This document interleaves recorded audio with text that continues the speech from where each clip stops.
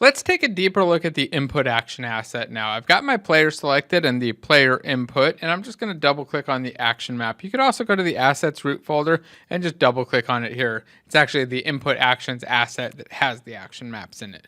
So inside of here, we've got our player action map, and it has our move, look, and fire actions. And we've hooked up to move, we've hooked up to fire, but I really want to have a jump action as well. I think this is a great opportunity to create a new one. So we're going to go to the action section and choose the plus button. It's going to allow us to create a new action. We'll name it jump with a capital J.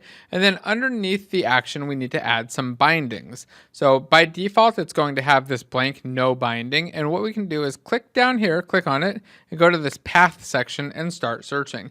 The default key I want for jump, the thing I think of by default is space. So I'm going to search for the word space and then find my space on the keyboard. I also want the X or the cross button on my PlayStation controller to be a jump button. So I'm going to hit plus and choose add binding. And then I'm going to go down here and search for PlayStation and find the cross. Now, if you have a different controller, you have an Xbox controller or something else, find a button that makes sense and bind it as your second button. Now, once I'm done with that, I'm going to choose save.